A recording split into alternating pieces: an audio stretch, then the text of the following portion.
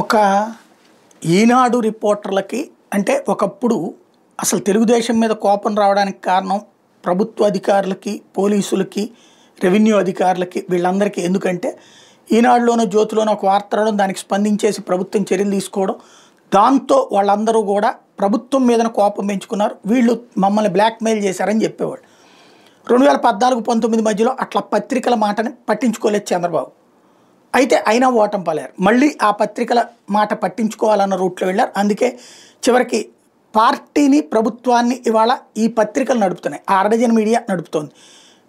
Social మీడియాలో ఒక 20% public నడుపుతున్నారు. ఇది తెలుగుదేశం పార్టీ వీర కార్యకర్తలు కలిసి. అయితే ఇది ఎమ్మెల్యేలకు తెలియట్లేదా? తెలుగుదేశం పార్టీ ఎమ్మెల్యే ఈనాడు రిపోర్టర్ని, న్యూస్ టుడే కంట్రిబ్యూటర్ అంటే స్ట్రింగర్ అంటాం అనమాట. గ్రౌండ్ లెవెల్లో ఒక ఏరియాకి ప్రాతినిధ్యం వహించే వ్యక్తి. ఎట్లా ఇదివరకైతే వీళ్ళకి ఏదైనా ప్రాబ్లం వస్తే అసలు యాజమాన్యం పట్టించుకునేది కాదు, లోకల్ పేజీలో వార్త కూడా వచ్చేది కాదు. ఇప్పుడు మెచ్చుకోవాలి.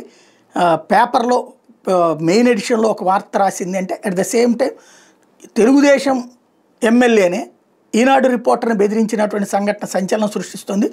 వీడియో ఎందుకు తీస్తున్నావు, ఎవడరా నువ్వు అంటూ విధి నిర్వహణలో న్యూస్ టుడే కంట్రిబ్యూటర్ మీద శ్రీకాకుళం ఎమ్మెల్యే గొండు శంకర్ విరుచుకుపడ్డారు.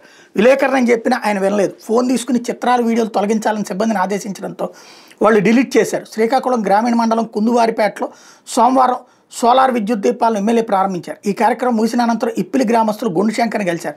పంచాయతీ కార్యదర్శి దృష్టికి తీసుకెళ్లిన సమస్యలను పరిష్కరించడం లేదని కంప్లైంట్ చేశారు. అక్కడే ఉన్న పంచాయతీ కార్యదర్శి వి దుర్యోధనుడు మీద ఆయన తీవ్ర ఆగ్రహం వ్యక్తం చేశారు.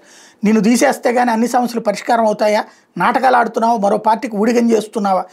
ఇక్కడి నుంచి పంపించేస్తే నేనేంటో తెలుస్తుంది. చెప్పిన సమస్యలు పరిష్కరించుకుంటే ఉద్యోగిని తొలగిస్తాం అంటూ హుకుం జారీ చేశారు. ఈ ఘటన చిత్రీకరిస్తున్న న్యూస్ టుడే కంట్రిబ్యూటర్ మీద ఎమ్మెల్యే దురుసుగా ప్రవర్తించారు. వైసీపీకి పనిచేస్తున్నావా నువ్వు అని ఎమ్మెల్యే అడిగితే అది ఈనాడు రిపోర్టర్ తీస్తే తర్వాత దాన్ని తీసి హైలైట్ చేసేవాళ్ళు కదా. మరి అనవసరంగా ఆ రిపోర్టర్తో గొడవ పెట్టుకుని ఆ వచ్చే వార్తను జడగొట్టుకుని నెగిటివ్ వార్త ఎందుకు రాయించుకున్నారో ఎమ్మెల్యేకి తెలియాలి.